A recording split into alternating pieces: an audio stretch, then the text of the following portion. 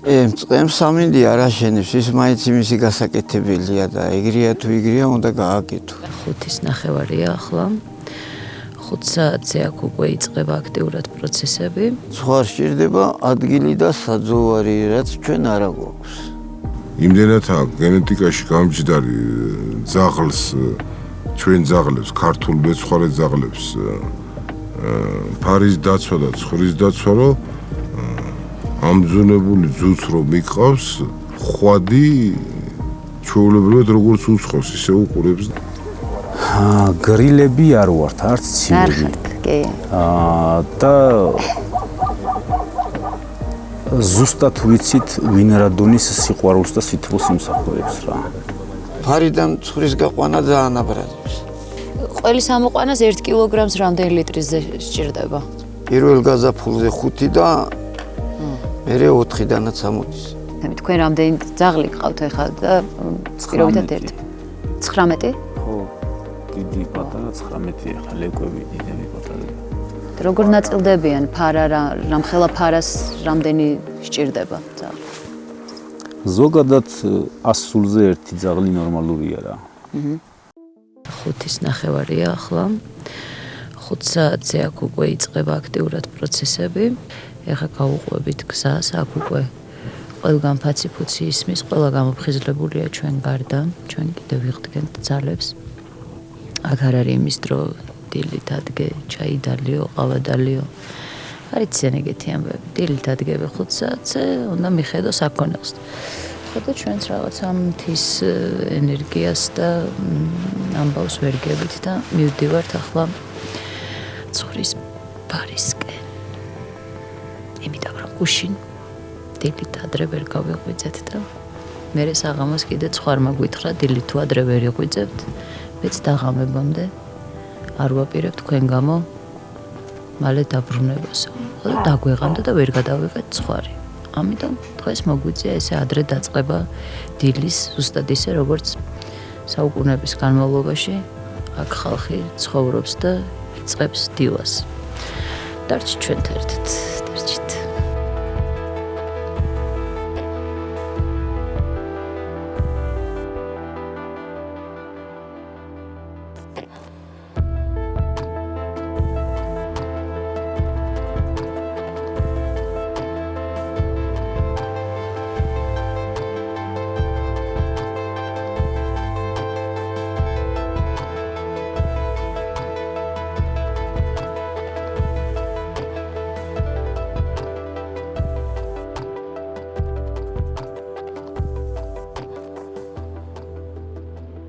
თქვენ მითხარით რომ 30 წელია რაც გვეცხართ არ მუშაობთ. კი, ზამთარ-ზაფხული აქ ვიყავი დიდი წლები.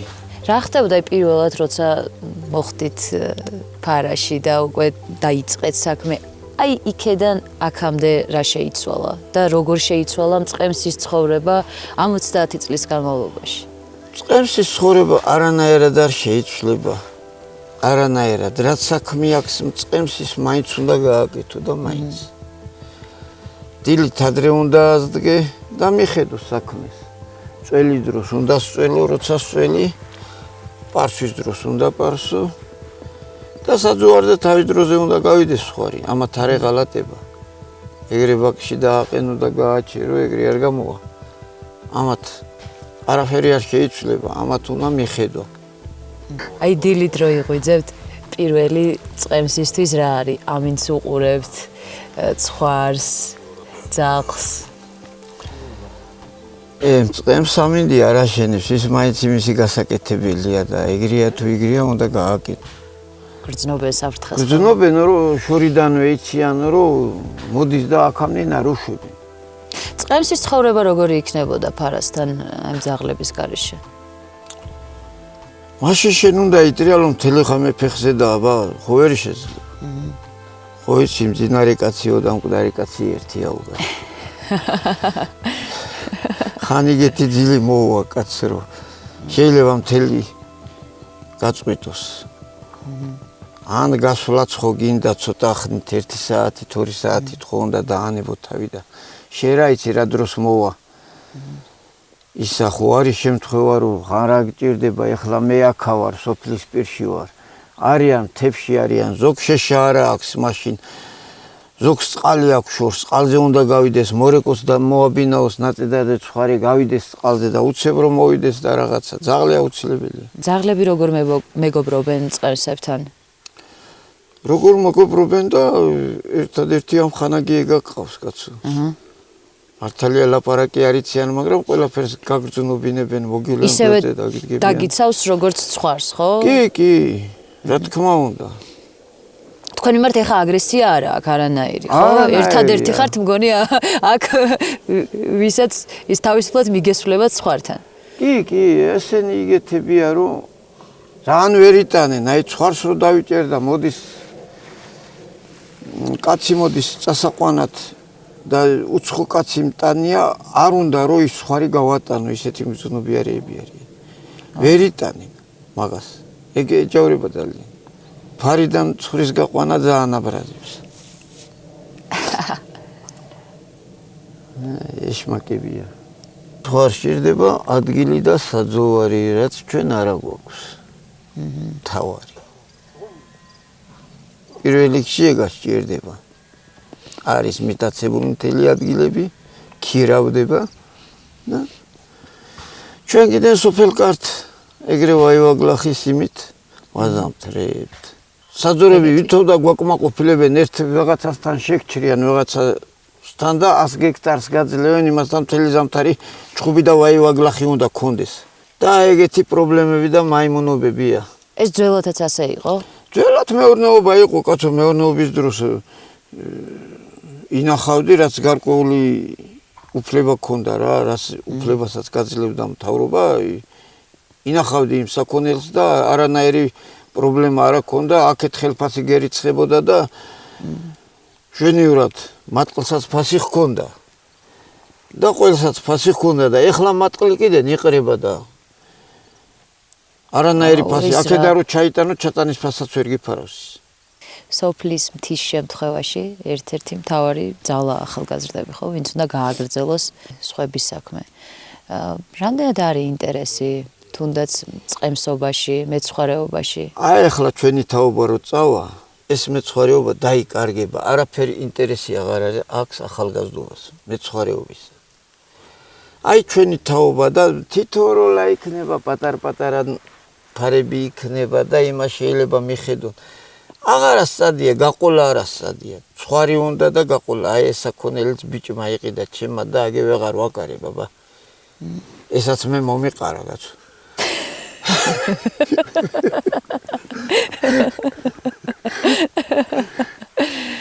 აღარ არიან არა ეხლა არის თავისუფალი ცხოვრება და იმას არ ურჩევნია თავისუფლად ცხოვროს კაცო ჰა შრომა უნდა იყოს შრომა უნდა ითხოვებოდეს ყველა იმაში რომ დასხდებიან და მე მთავრობამ რამდენი ერთი კაცი უნდა შეინახოს კაცო ყველას უნდა ეთხოვებოდეს შრომა თუ არა წავიდა არც ეს ქვეყანა გამოსწორდება და იქნება ეგრე ერთი მორის ჭამა გავზარმაცდით ბატონო არჩილო როგორ ფიქრობთ ხალხია გაზარმაცებულია სასტიკად ხალხი აგემ წყემსები აღარ არიან კაცო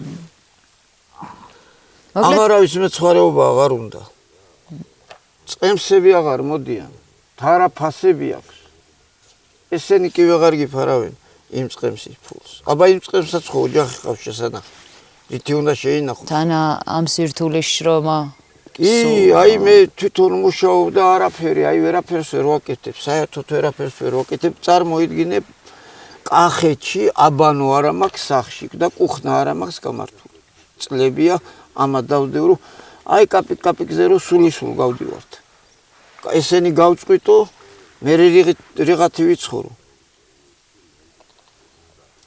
არაფერი წყემს მისცემ ახლა და მე თვითონ ის რაც გადამრჩება მე ის ოჯახი უნდა შევინახო ყველაფერი მინდა რომ ეს ზამთარში გამოაზამთრო იქ ადგილი გინდა იქ საზამთრო ადგილი გინდა იქაც უნდა გადაიხადო ვენახებია მაქვს რაღაცა და იქ მწყემს უნდა და მიდის ეს პული იქ მწყემსებში იქ იმაში და მე პატრონის იმდენი ეგ არის რომ შეერი არ ახარა და საკონელი ყავს და ეს მინიმალურ საჭიროებებს იკმაყოფილებ. მის იქით რაღაც ვერ აი რომ იფიქრებ. რაღაცა გააკეთო, მიამატო, მოამატო ისინი არა. ცხარი როგორ იწველება ისინი? რამდენი სიწველება თუ რამდენი სიწველება, ეგ მაინტერესებს. რამდენი სიწველება 200-300 გრამი. ეს რაზეა დამოკიდებული წველადობა? კარგი წველადობა. კარკვებაზე კარგი წველადობა პირველ გაზაფხულზე ჩვენ იმას ვეძახით რომ თავის დროზე მოხვალ და თავის დროზე ასხლეტავ და ცხვარი კარგად მაიწველება ზაფხულში. გვიან რო ამოდიხარ და მაისის დღეებს ვერ დაატანინე, მერე უკვე აღარ იწველება ცხვარი. ყველის ამოყვანას 1 კილოგრამს რამდენი ლიტრზე სჭირდება? პირველ გაზაფხულზე 5 და მერე 4-დანაც ამოდის. ცხრისა. და ძროხაზე 10-ზე 1-ია. ხო. და მერე გვიან შემოდგომი 9-ზეც. ძროხა. მარტო კავი ვარ. აი იმას არ ვლაპარაკო, წყემსი ჯვირია რომ დაიქირავ. აღარაფერი აღარ არჩება 3000 ლარი ფული ახლა, აბა ახლა 300 ლარებში თოხლებს ავყიდი მე, 300 ნახევრებში. ეგაც ეძვირებათ ამ ხალხს. და იმას არ აფიქრობენ, ამას კაცი ხავს, მოსაცილები, ამან ხონდა გადაუხადოს იმას და აი ბევრი არაფერი არ არჩება აქედან, მაგრამ მეტი გზა არა. რომ მიჩოული ვარ, ვერც ავძლებ უამათოდ, რომ უამათოდ ვერც ვიქნები რა, იგრე ვარ მიჩოული ამ საქონელზე, რომ ვერ წარმოგიდგენიათ უკვე, ხო? აი ესენი რომ გავყიდო ცოტას, აი ვერ წარმომიდგენია, აი ვერ რითი ვიშო, აი იმას ვფიქრობ, ან რითი ვიცხოვრო. აი ეგეთი ის ამას შეგრძნება მაქვს. ახლა შიმშილით არ მოკვდები, წავალ ან მშენებლობაზე გავალ ან იმას რაღაცაზე, მაგრამ უამათოდ მაინც აი რა. კაცი რომ მიეჩვევა, სუსტადია რომ ამათან ნიტრიალოს იყოს. თის ცხოვრებას სხვა გემო აქვს, ელფერი აქვს, სხვანაირად ჩანს მერე იმ ადამიანისგან, ვინც არ ცხოვრობს ამ ცხოვრებით. ჩვენ რო ამოვედით, რაღაცა სხვანაირ თავისუფლებას გრძნობთ აქ, სიყვარულს, სითბოს გრძნობთ და არა, ეს სითბო და სიყვარულია ჩვენი ხალხისთვის მიღებულია, ჩვენი ხალხი ძალიან ის არის. სტუმართ მოყვარე და ძალიან კი. ხო, ეს ქართველებს ისედაც გვახასიათებს, მაგრამ აქ კიდე სხვანაირ საქართველოს აღმოაჩენ. და რა ვიცი, წარმატებებს გისურვებთ, იმედია კიდევ შევხვდებით ერთმანეთს, იმიტომ რომ დაბრუნებას აქ ვაპირებთ მართლა. კარგი, გელოდებით აბა. გაიხარეთ.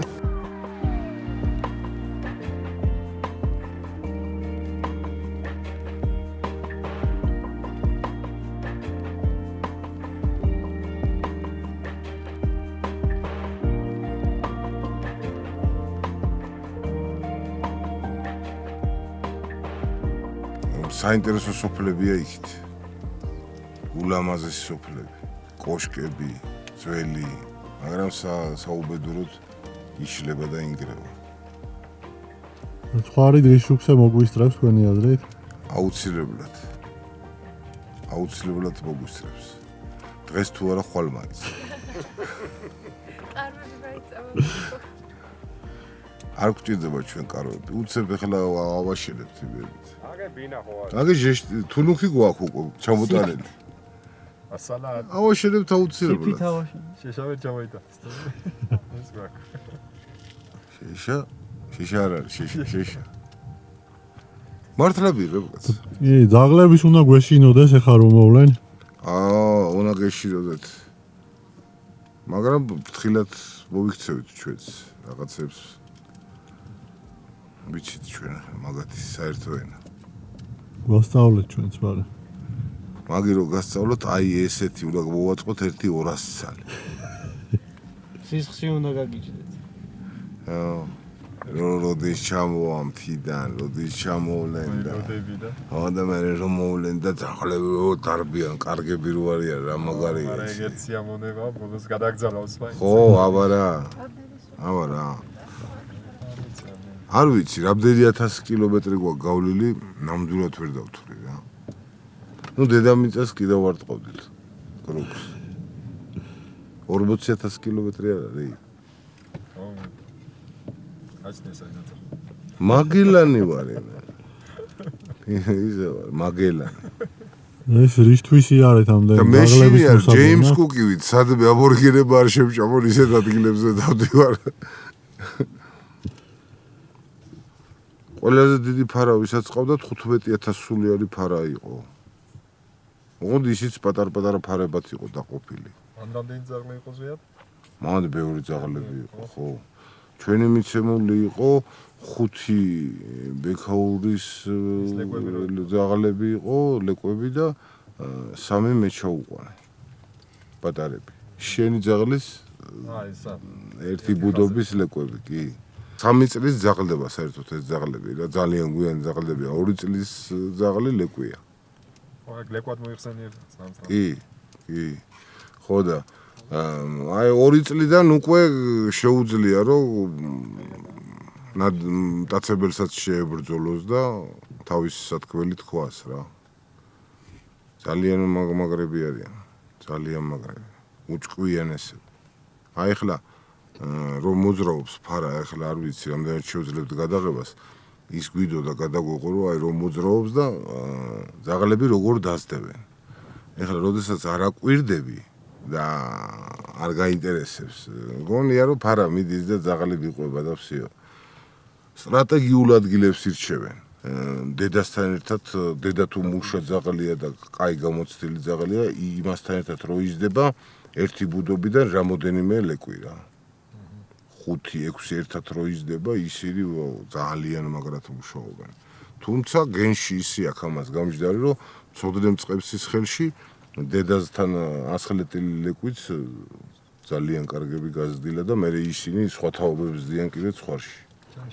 იმდენად აქვს გენეტიკაში გამჯდარი ძაღლს, ჩვენ ძაღლებს, ქართულ მეცხვარე ძაღლებს ფარის დაცვა და ცხრის დაცვა, რომ ამძუნებული ძუც რომ მიყავს, ხვადი ჩვეულებრივად როგორც უცხოს, ისე უყურებს და აი მაგალითად მეცხვარეები ორ ძუზე მეც ცდილობენ რომ არ იყოლიონ, იმიტომ რომ მე ისინი სამკვდრო სიცოცხლოდ ბრძოლობენ. ხვადი იმორჩილებს, ერთ-ერთი დაიმორჩილებს და გახდება ხროვის ლიდერი და იმას დაემორჩილება ყველა ხვადები. მაგრამ მე აღარ ნიშნავს რომ ის რომელიმე ხვადი იმაზე ან შიშარა, ან ნაკლები ან ერთი დაიმორჩილებს რა. ძუები ეგრე არ არიან.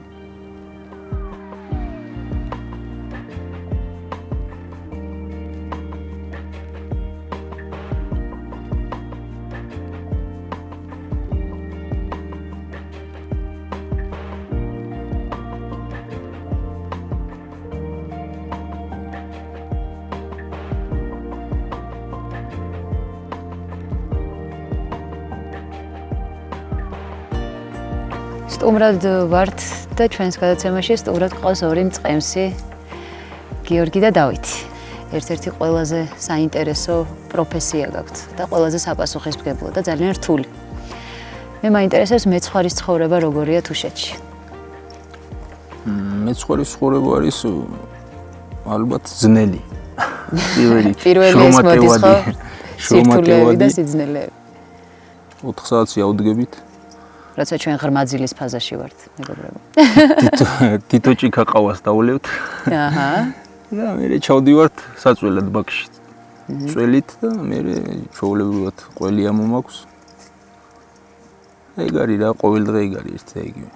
აი ახლა ამ მომენტში რა, აქამდე ყველი ამომქონდა და ახლა უკვე ცხვართან უნდა გავიდე იქ საძოვრებზე აგვიდის და იქ. რამდენ ცხვარს მწყემსავთ? ერთ კაცზე 600 სულია რა ეს. უი. და ისე შეიძლება მეტის 700, 800 რა ვიცი. მე თქვენ რამდენი ძაღლი გყავთ ახლა და პირობითად ერთი. 19? ხო, დიდი პატარა 19 ახლა ლეკვები, დიდები პატარები. როგორ ნაწილდებიან ფარა რამხელა ფარას რამდენი სჭირდება ძაღლი? ზოგადად 100 სულზე ერთი ძაღლი ნორმალურია რა. აი მაგალითად 100 სული ცხვარი რო ყავდეს, ერთი ძაღლი ცოდუა, ჯობია რომ ორი ყავდეს. ერთმანეთის გული აქვს. საერთოდ როცა 300, 400 ან 1000-ია, ჯობია რომ 100 სულზე ერთი ძაღლი იყოს. ისე რეალურად 500-600 სულიანს 5 ძაღლი კარგი ძაღლები კარგად შეინახავს რა მოგეთ. თავარი ძაღლია რა ცხოვრთან, დღისითაც და ღამითაც.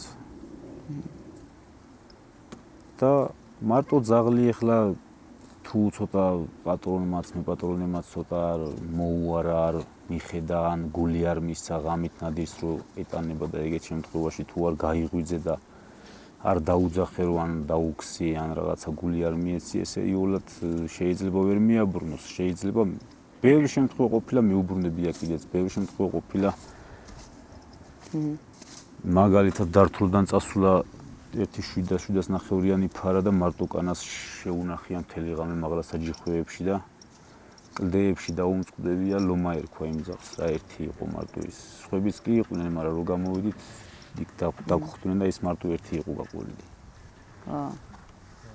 ხო და ის შთამომავლობა ის რაც ყვავილ ხო ის ამათი დიდი პაპა იყო ის და იქიდან მოდის ეს არის ქართული მეცხვარე ხო? ხო ძველი რაც ყველაზე ძველი და მამაპაპურია ის არის რა მოგეთ ქართული რაც არის აი ქართული მეცხვარე ძაღლი რატომ ითვლება საუკეთესოდ ცხვართან? ალბათ შეგუებულია ამ ყველაფერს გამძლეობას როგორც თუ შური ცხენია გამძლეა აქ ამ ადგილებში ამ კლდეებზე და ამ გზებზე სხვა რავი არც ინგლისური არც ეს გენეტიკურ კოდში უდევს არ არსებობს რა რომ ამდენს გაუძლოს აი ჩვეულებრივად აქედან წასული ცხენი ადრე ხო არ იყო ეს ამანქანე გზები და რაღაც და ბილიკებზე მიქონდათ ეს თავისი საჭმელსასმელი და უშუალოდ ის ბარგი იყო თუ რაც იყო თქვათ ყველი მიქონდათ რა გუდებს აკიდებდნენ მიქონდათ მთელი 2 დღე ამ ხილა გზაზე მგზავრობდნენ ჩავიდოდნენ ბარში და დოღი უნდა ყოფილიყო მაგ შემთხვევაში და ხშირი შემთხვევა იყო ხოლმე რომ აი ყველი ამ გუდებს მოხსნიდნენ გამოაქცევდნენ თუ შურცხენს და პირველი მოდიოდა რა დოღში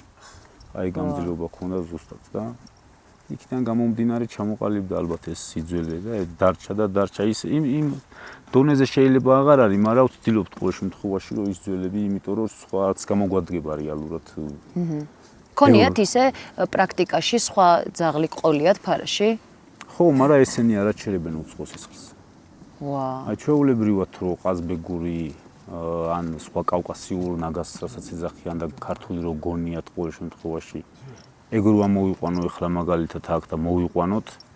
აი როგორც ერთ წელს გადაცდება და აი უკვე რო კუცს აწევს და გაიჭიმება, აუცილებლად დაახრჩობენ იმას, არ გაახარებენ და არ იღებენ უცხოს, არ არსებობს ხროვაში. აი ესე ნადირთანაც აი 99% ეს ძველი რაც არის მეცხვარული, ქართული თუ შორიჯიში რაც არის. ესენი არიან აი მგელთან არიან უზადოები რა, ეგრევე მიდიანზე და არ მოერიდებიან. დათვთან აი მინახია პროექტორი მიმინათებია. არ შემეშინდეს ხო? და მინახავს რომ აი ეგრევე დასტაკებია რა. ეგრევე აი ჩვეულებრივად და აი პირბურდღლიანი მოსულა რა დაფის ბეწვები ქონია პირში რა და როგორც კი საფრთხეს ხედავენ ერთი იყო კიდე ალაზანში ხო გაყვნენ ძაღლები და გაღმა დაუნახია რა და გაქცეული შევარდნილა ალაზანში შიგწაქცეულა ეს ძაღლი და მაინც გასულა და მაღლა ტყეებში დაძლებდა იმ ბავშვს უშიშრები არიან ძალიან რა გულადები არიან და სულ აქ იყო ეს ერთოდ რო არ გაყვე დილით რო გაუხსნა კარები და რო დაიძინო და მთელი დღე რო აქ იყო და ღამეც აქ იყო გინა 5 დღე თავი გაანებო ფარასთან დაიხუცები ამ შივრები არ გაანებებენ წყოს თავს არ არსებობს სასწაულია ხო და მაგ ყველაფერს რო ხედავდა რო გრძნობ უკვე იმათ თანადგომას ბევრ ადამიანს არ შეუძლია იმ დონეზე საქმეში მარტო ცხარი ხო არ არის ნებისმიერ ჩვენ საქმეში რო ავიღოთ რა ჩვენი საახლობლოს ან რა საქმეც კიდე არ უნდა იყოს ამ დონეზე შეიძლება ბევრ ადამიანს ვერ შეაფასებდა იმიტომ რომ ამ ყველაფერს რო ხედავ შენი თვალით და რო შეგიძლია რომ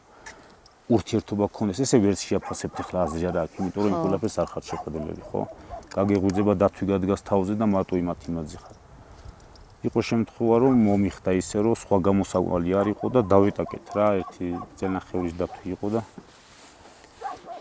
თქვენ და ხო და ძაღლები ლეკვები იქ იყვნენ რა ყველანი ესე ხვეუდნენ ზედესენი და უცებ ისე იყო რომ რაღაცა უგვერდი ჩაუტარე დავაგდე ეს დათუჩა და დაეხვინენ ეს ძაღლები სო ყველანი იმათმა მიშვილეს მე კი გავეკეცი გავერიდე ახლა იმასთან დიდი ხანი არ გამიგზელებია მაგრამ ვიხედეს მე ბიჭებმა ხო მიშველეს რა რო იტყვიან მაგის მე ახლა რავი გეყვარება აბა აქ ეხლა ამას წინა თუ ლაპარაკობდით საუბარი გქონდა ფარებსთან რა ეს საწველი ცხოვრები ყოველ შემთხვევაში საწველი ბინები იყო 26 ბინა დავთვალეთ რაც ჩვენ ასაკში გვახსოვს რომ ნამდვილად ნახი გვაქვს ჩვენი თვალით რომ იწოლებოდა და ეხლა 8-9 ფარა იწოლება რა ეხლა ხო შეიძლება არც არის ეხლა ეს ამ შემთხვევაში სალაპარაკო მაგრამ ყოველ შემთხვევაში ეხლა მაგალითად ამ ბინაზე მინდა რომ მოვწულო ხო ცხარი რაღაც მინდა რომ ჩემი ცხოვრება წინ წავწიო რა ნუ მეცხვარეობის ამბავში ეხლა ისეთი საქმე ხო არ არის რომ რაღაცა ვინმეს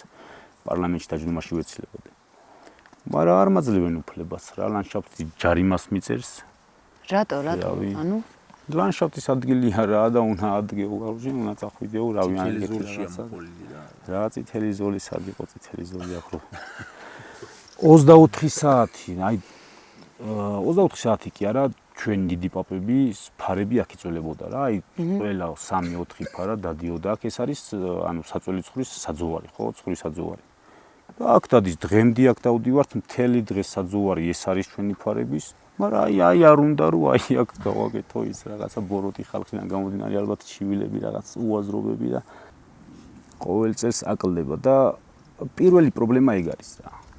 როგორია ახლა რავი რაღაცა სწავლობა რაღაცა გინდა გააკეთო ისეთი ხო არაფერია რა რაღაცა ფუფუნება და რაღაცა მაგრამ პირიქით ანუ მადლობა უნდა რავი უყვართ ისე გულის უყვართ თუ შურის ცხრის თითოეულ ადამიანს უყვართ მაგრამ ეს რაღაც ციკები ჭირთ ამ ხალხს რავი რა აი როცა მოწყვეტილი ხარ ყველანაირ აი ამ ადამიანურ ყოველდღიურობას ასე ვთქვათ როცა არ გყავს გამომლაპარაკებელი როცა ვერც დარც და ვერც სიხარულს ვერავის უზიარებ სხვანაირად საინტერესო ცხოვრებაა და ამაში მინდა რომ ცოტათი კულისებში ჩამახედოთ როგორ ხდება ამ დროს რას განიცდის მაგის გამო არის რომ ეს თუში ხალხი საერთოდ ბევრს არ ულაპარაკობთ და მანდედან არის რა მანდ ცხრიდან არის ეგ გამომდინარე სიდინჯე და ესე ხო რა მარტო ხარ უმეტესად და აი ხასიათიც იქიდან ჩამოყალიბდა რა ეგ ყველა როგორი ხასიათი აქვთ თუშას თქვენს თავზეც მინდა რომ მელაპარაკოთ გრილები არ ვართ არც ცივები კი და ზუსტად ვიცით ვინ რა დონის სიყვარულს და სითბოს იმსახურებს რა აი მე სითბოს მაგალითად და იმ რაღაც იმას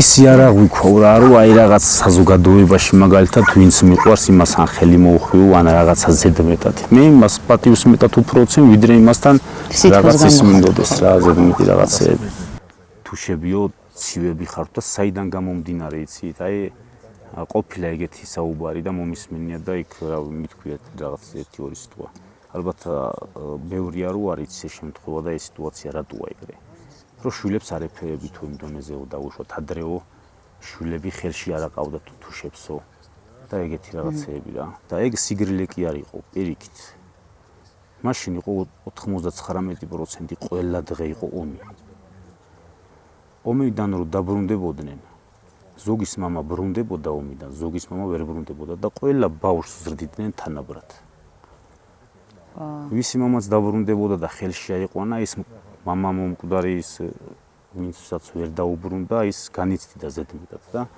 ძმურად ზრდიდნენ რა რომ ყველა თავისი იყო რა მნიშვნელობა ჰქონდა ის ხო ერთად წავიდნენ ზოგი დაბრუნდებოდა ზოგი ვერა და ყველა როგორც თავის შვილებს ყველა ესე ექცეოდა რა და დღესაც ვისაც შეგნება და ის აქვს ახლა სოფელში ყოველ შემთხვევაში თუშობაში ცდილობენ რომ არ განასხვაონ რა ყველას თანაბრად მოეფერონ ყველას თანაბრად მიუდგნენ როგორც საჭიროა რა თორე სიცივე სიგრილე ახლა რა ყველას გული გვაქვს ყველას გვაქვს ჩვენი შეხედულება თანაგრძნობა და ყველაფერი თქვენთან კიდე უფრო მეტად არის საგრძნობი ის ადამიანური ღირებულებები რომლებსაც სამწუხაროდ არ ვიცით დროსთან ერთად თუ განვითარებასთან ერთად არ ვიცი ისი ბრალია რაღაცნაირად ადამიანები ცოტათი კარგავთ და ფერს კარგავს ეს ყველაფერი და თქვენთან ეს გაცილებით კონტრასტულია და ისეთი საგრძნობი და ეს ძალიან მომწონს მიხარია და მადლობას გიხდით ამისთვის რომ უფრო უკეთეს ადამიანებად შეგიძლიათ აგრძნობინოთ ადამიანებს კატეგორია ალბათ ურთიერთობაში ყველგან მარტო ბარში არა მარტო ქალაქში არა მარტო მთაში არა ყველგან რა ოღონდ ალბათ პროცენტულად პროცენტულად ალბათ ხო შემოჩენილია აი მე მაგალითად მე მაგალითად აი ახლობელ მანდილოსთან ერთად ქალაქში გავლა არ მინდა ხოლმე და იმიტომ რომ აი ახალგაზრდა თაობასთან არ მაქვს ისეთი ის აი მამაჩემზე უფროსი ხალხი რა ისეთ სიტყვებით საუბრობს ხოლმე რომ ჩემთვის არის ძალიან მიუღებელი და მე მერიდება ეხლა როგორია იქ მარტო 2 და 3 კი არა შეიძლება 15 საუბრობს ყველას ვერ ჩამოვიდა ვერ იმასი და ვერ ასწავლი ჭკუას რა და აი მირჩევნია ხოლმე რომ მარტო გავიდე ანუ როცა გვიწევს ხოლმე წასვლა და რაღაცა და თუ არის კიდე ისე აი სასიამოვნო არ არის ყოველ შემთხვევაში რა უფრო კარგად ვუძნოთ თავს ყოველ შემთხვევაში არც მარტო არა ვართ ეხლა რა ოჯახებიც აყვავს აგერ შინაურები ახლობლები სოფელია დღეობებია მთის ხალხი მიჩვეულია ერთმანეთზე ზრუნვას, ერთმანეთის პატევისცემას, ერთმანეთისთვის ცხოვრებას, ერთმანეთთან ცხოვრებას და ეხლა უკვე ამ რაღაც განვითარებულ სამყაროში ძალიან ყველა საკუთარ თავზეა ორიენტირებული. ხო, მე პირადულად არავის არ ვეხები, ვისაც როგორ უნდა ისე იცხოვროს, გინდა იუზდელოს, გინდა როგორც უბრალოდ ჩემი აზრი არა მე ესე მირჩევნია ყოველ შემთხვევაში და თქვენთვის ასე ცხოვრება კომფორტია. ხო, რა თქმა უნდა. თქვენთვის ესაა კომფორტი. რა თქმა უნდა, სადაც ნორმალური ხალხი და ნორმალური სიტუაცია და საუბარი, აი იქ ყოველთვის ჯობია რა ყოფნა.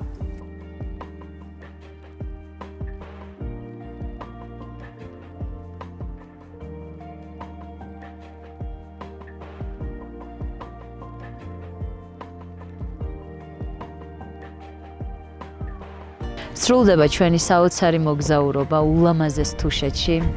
ძალიან წყდება გული.